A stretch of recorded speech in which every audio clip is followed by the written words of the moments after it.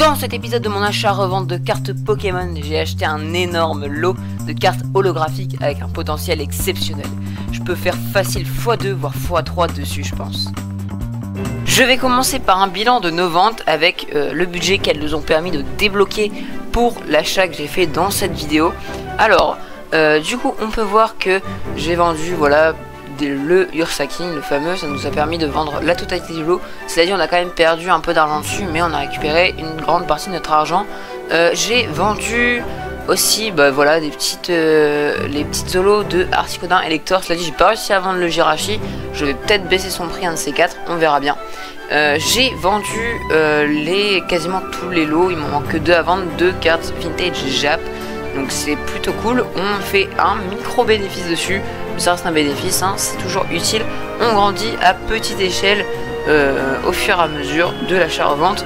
Vous allez voir que bientôt ça va prendre une vitesse beaucoup plus rapide. Pour l'instant, on passe des petits échelons.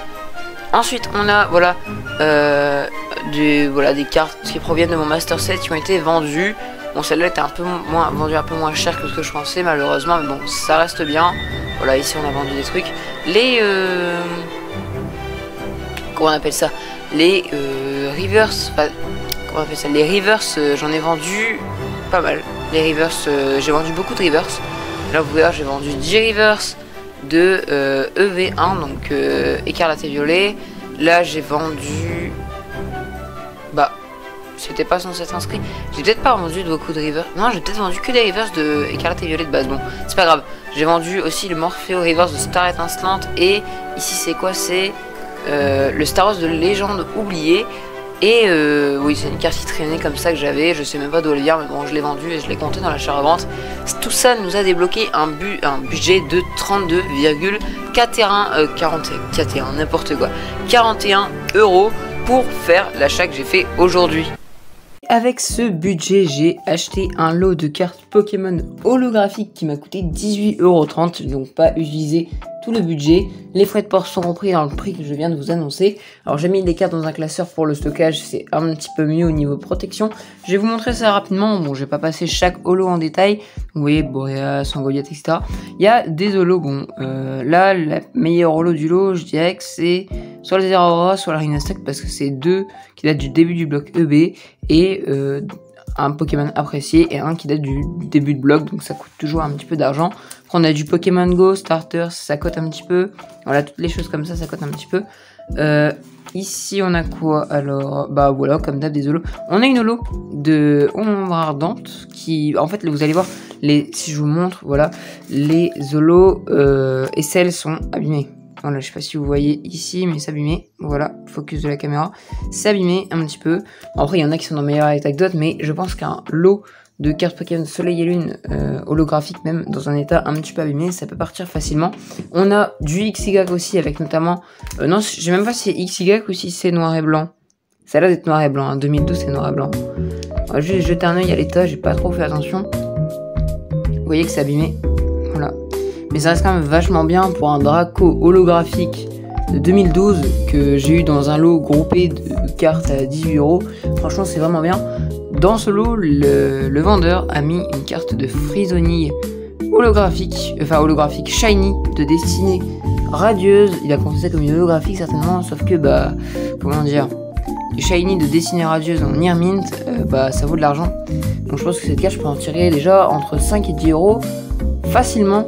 Parce que les gens qui cherchent à compléter leur collection, ah ouais, je suis très fort moi, leur collection de shiny, peuvent potentiellement rechercher cette carte. Là on a un Suicune, donc forcément un peu abîmé encore une fois, hein.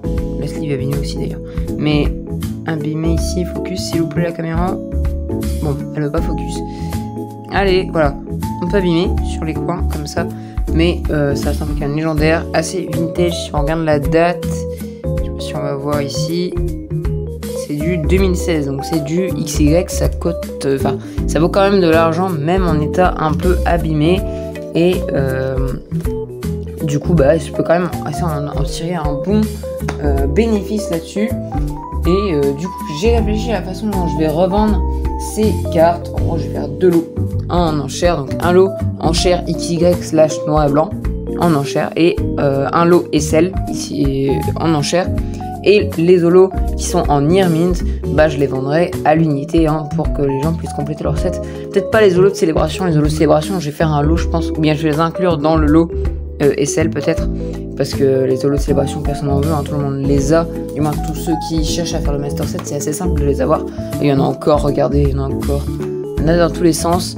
On a un petit Erneas ici, je pense que ça coûte un petit peu, petit Dryol aussi. Donc ça peut être un très bon bénéfice, et si j'arrive pas à vendre, bah un très gros, on dit un déficit, je crois qu'on dit comme ça. Donc j'espère qu'on va réussir à vendre tout ça. En attendant, on va se retrouver pour un petit bilan des mises en vente.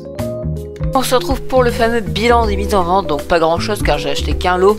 Alors, on a du coup les 4 lignes qui sont en orange ici. Alors, on a un lot de 4 holos de Pokémon populaires, donc c'est un Pikachu de légende brillante, Suicune, Draco et je ne sais plus quel Pokémon, un Pokémon légendaire je crois. Ce lot je l'ai touché, on va dire, enfin ces 4 cartes en tout ça fait 92 centimes environ, j'ai arrondi au supérieur hein, et ça nous fait, je vais le mettre à 1 € en enchère et ça nous fait du coup moins 0,92 de bénéfice, logique.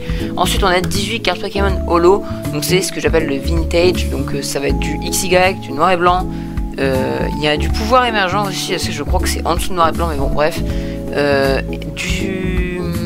comment on appelle ça, et du soleil et lune, et j'ai rajouté des cartes de célébration pour combler un petit peu le trou. Ensuite toutes les cartes holo à l'unité qui traînaient, je vais les mettre à 60 centimes. Ça va partir facilement, je sais que ça part en dessous de la cote, mais au moins on va le faire partir ces 12 € facilement, et enfin on va faire partir, récupérer notre argent facilement et faire du bénéfice facilement. Et ensuite la carte de Frisoni Shiny, je pensais que ça partirait aux alentours de 7 €, mais en fait la cote est à 3 €. Voire même certains la vendent en dessous, donc je vais la vendre à 3 €, et si ça part pas, bah tant pis, on verra ce qu'on en fait. En tout cas, j'espère que cette vidéo tout simplement vous a plu. Si c'est le cas, n'hésitez pas à vous abonner, liker, commenter et partager, c'est super important pour le référencement et pour m'aider. Et moi je vous dis à plus pour une prochaine vidéo sur les cartes Pokémon. Allez, ciao!